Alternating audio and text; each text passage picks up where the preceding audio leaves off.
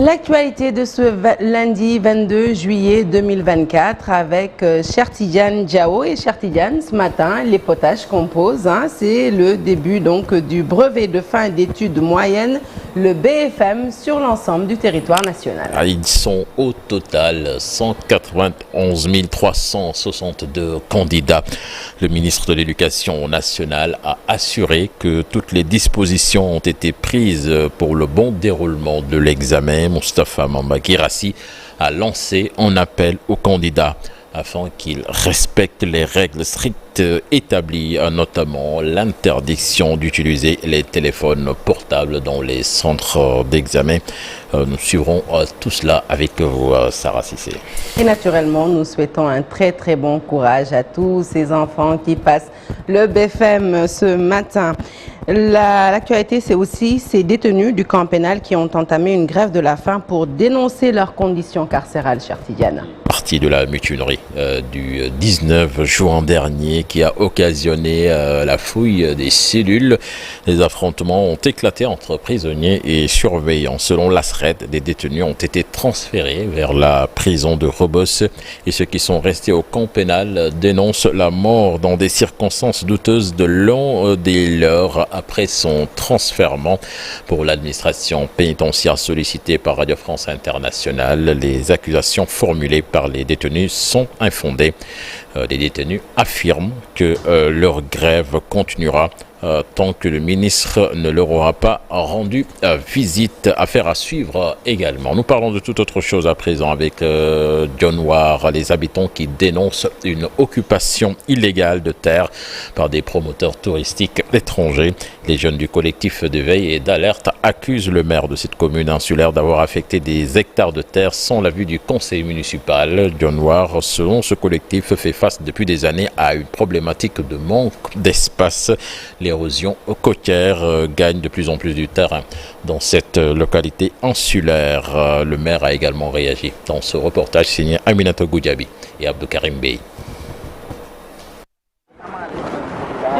Les membres du collectif de veille et d'alerte de Dionewar nous ont montré un terrain de plus de 3 hectares et un autre de près d'1 hectare acquis selon eux par des privés. Dans cette commune insulaire, les propriétaires veulent y ériger des infrastructures touristiques. Le collectif, composé en majorité par des jeunes, dénonce une occupation illégale. Et nous savons pertinemment que le peu de terre, en tout cas que nous avons, ne suffit pas à la population. Les populations ont du mal à avoir des lopins de terre de 300 mètres carrés. Mais en ce temps-là, on se permet de donner des hectares à des étrangers. Parce que la loi 64-46 prévoit l'affectation des terres appartenant au domaine national exclusivement aux résidents des communes. Ibrahim Assar est par ailleurs conseiller municipal à la commune de Dionewar. D'après lui, l'affectation de ces terres à ces promoteurs touristiques n'a pas fait l'objet d'une réunion du conseil municipal. Le maire n'a consulté aucun membre du bureau. Et qu'il n'y a pas eu de réunion, de rencontre du conseil municipal. Il y a des sanctions de parcelles qui ont été faites à l'avis des conseillers. Donc sans pour autant que le conseil municipal soit convoqué.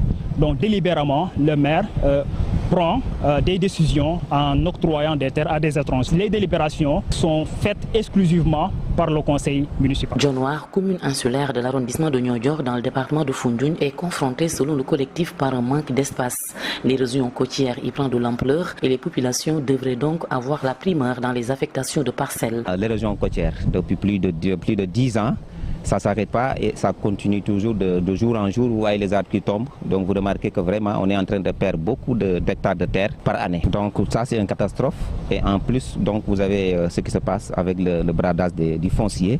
Le maire incriminé réplique, selon Lansana Sarr, aucune délibération n'est encore faite. Il parle d'agitation politique. Donc de quoi s'agit-il en réalité? C'est des discussions qui sont engagées pour pouvoir permettre à ce promoteur-là d'obtenir une terre. Donc en réalité ce qui se passe c'est que que l'on appelle la promesse de délibération, qui est un papier qui atteste en réalité de la volonté de la mairie de pouvoir, une fois les démarches accomplies, de pouvoir aller vers ce que l'on appelle la délibération. Donc ce papier n'a aucune valeur juridique et c'est un papier que nous avons fait et d'ailleurs que nous faisons pour la plupart même des dignes fils de Dionewar. Le collectif de veille et d'alerte a fait face à la presse pour attirer l'attention des autorités municipales et étatiques. Cette première action est le début d'un plan d'action bien ficelé pour rétablir les populations de Dionewar dans leurs droits. litige foncier toujours à Gagnabougou, c'est dans la commune de Malicounda. La population divisée par un projet d'un promoteur qui veut construire un parc aquatique sur des hectares qui actuellement sont des champs. Certains propriétaires ont déjà cédé leurs terres tandis que d'autres refusent. Explication dans cet élément signé des Matidian avec les images de Mamadou Gueye.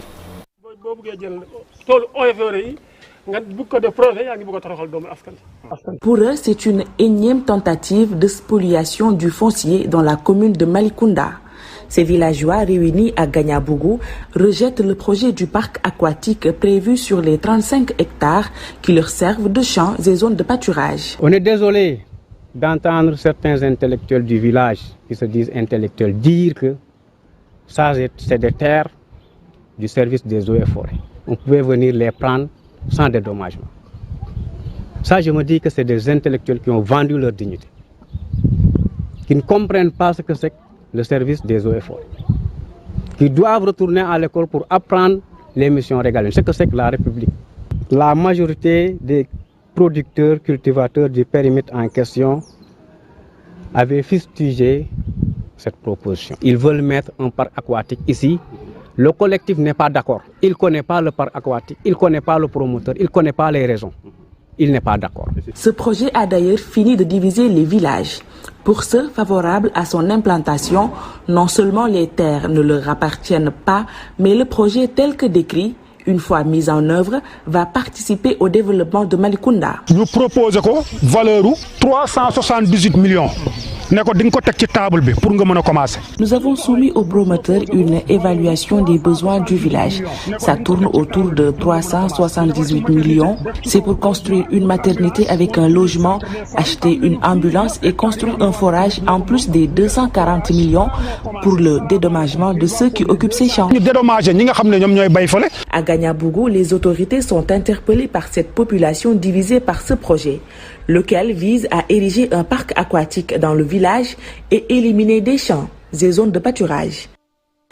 On passe au sport et notamment à notre sport national, la lutte, alors que les pronostics le voyaient vainqueur, le géant du Baol, eh bien le lion de Guédiawaye l'a tout simplement surclassé ce dimanche, cher Tidiane. Balla Gaye 2 qui s'adjuge le titre de l'empereur de l'arène, il n'a laissé aucune chance à Tafatine déjà KO debout durant les premières minutes du combat. Le lion de Guédiawaye, dont subtil Tcharabal, c'est une technique de lutte bien sénégalaise, donc réussi à faire tomber le géant du Baol, comme vous le voyez sur ces images. Donc bravo à Balla Gaye, le lion de Guédiawaye. Nous reviendrons certainement sur ce combat dans la rubrique Un jour au Sénégal, un jour dans le monde de Sarah Cissé. Allez, à présent, l'actualité hors de chez nous, l'actualité internationale, et on se retrouve dans un instant pour cela.